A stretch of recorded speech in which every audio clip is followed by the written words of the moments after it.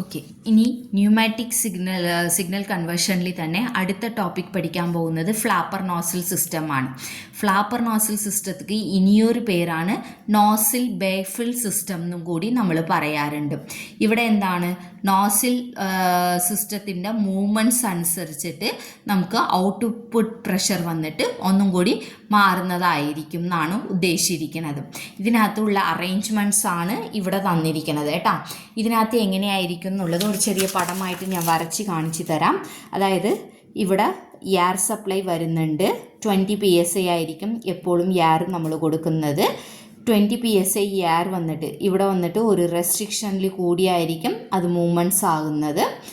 ഇനി ഇവിടെ വന്നിട്ട് എന്തുണ്ടാവും എന്ന് പറഞ്ഞു കഴിഞ്ഞാൽ ഫ്ലാപ്പർ നോസിൽ സിസ്റ്റം എന്ന് പറഞ്ഞിട്ട് ചെറിയ ഒരു കുഞ്ഞി ഹോൾ വന്നിട്ട് ഉണ്ടാവും. കുഞ്ഞു ഹോളായിരിക്കും.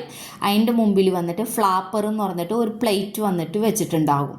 ഓക്കെ, ഈ പ്ലേറ്റ് വന്നിട്ട് ഇതാണ് ഫ്ലാപ്പർ എന്ന് പറഞ്ഞ സാധനം. ഇത് നോസിലാണ്. ഓക്കെ, ഇത് നോസിലാണ്. ഈ ഫ്ലാപ്പറും നോസിലും ഒരു ഡിസ്റ്റൻസിലായിരിക്കും വെച്ചിരിക്കുന്നത്. ഈ ഫ്ലാപ്പറിൻ്റെ ഈ ഒരു പോയിന്റ് വന്നിട്ട് ഫിക്സ്ഡ് ആയിരിക്കും. ഈ ഒരു പോയിന്റ് വന്നിട്ട് ഇങ്ങനെ മൂവബിളായിരിക്കും. ഇങ്ങോട്ടും അങ്ങോട്ടും മൂവബിളായിരിക്കും.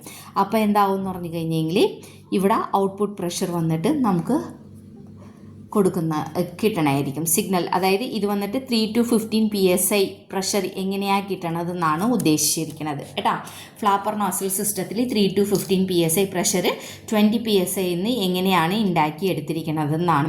ഇത് വളരെ ഇമ്പോർട്ടൻ്റ് ആണ്. ഇതൊക്കെ റിപ്പീറ്റഡ് ആയിട്ട് വരുന്ന ഒരു ചോദ്യമാണ്. ഇതിൽ 20 PSI പ്രഷർ വന്നിട്ട് ഇങ്ങോട്ടേക്ക് കൊടുക്കണേ. ഇങ്ങോട്ടേക്ക് കൊടുക്കുന്ന സമയത്ത് പ്രഷർ വന്നിട്ട് എങ്ങോട്ടേക്ക് പോകുന്നു പറഞ്ഞാൽ എല്ലാ പ്രഷറും കൂടി ഇങ്ങോട്ടേക്ക് പോകുന്നുണ്ട്.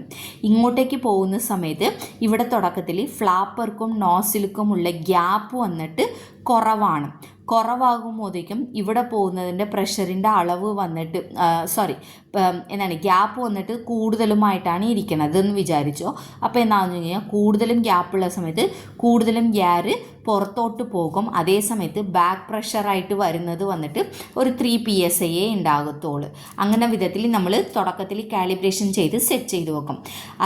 അത് കഴിഞ്ഞിട്ട് എന്താണ് 20 PSI കണ്ടിന്യൂസ് വരുന്നുണ്ട്. ഈ ഫ്ലാപ്പർ വന്നിട്ട് ഞാൻ വന്നിട്ട് ചെറുതായിട്ട് അടുപ്പിച്ച് കൊണ്ടുവരണേനും.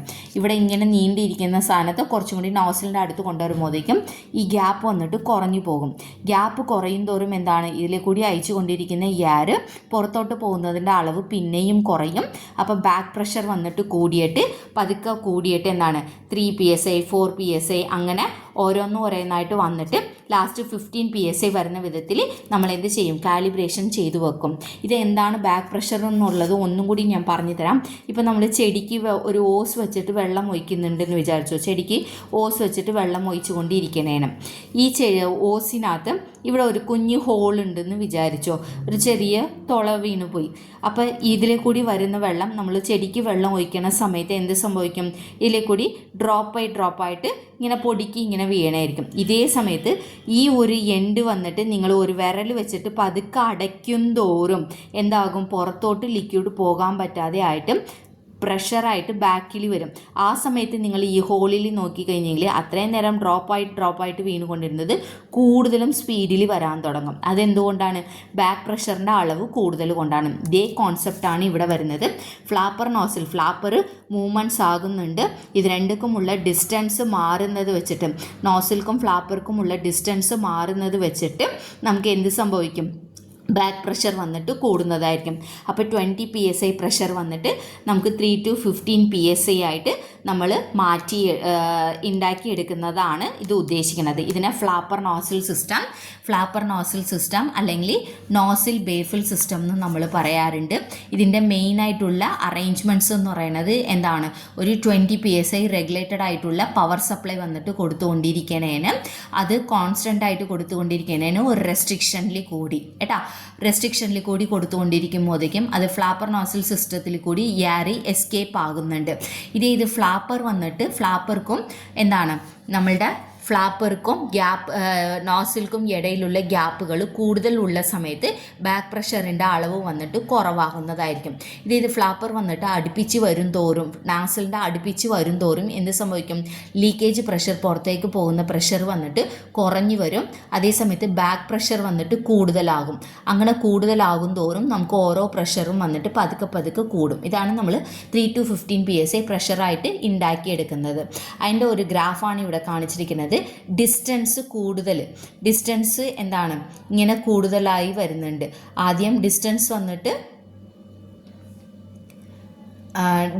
വന്നിട്ട് എന്താണ് ഇങ്ങനെ ഉള്ള സമയത്ത് സിഗ്നൽ പ്രഷർ എത്രയായിരിക്കും എന്നുള്ളതാണ് ഇവിടെ കാണിച്ചിരിക്കുന്നത് കേട്ടോ.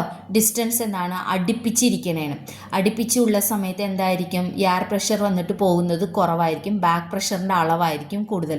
അപ്പോൾ ഡിസ്റ്റൻസ് കുറവുള്ള സമയത്ത് ബാക്ക് പ്രഷർ വന്നിട്ട് കൂടുതലായിട്ടുണ്ട്.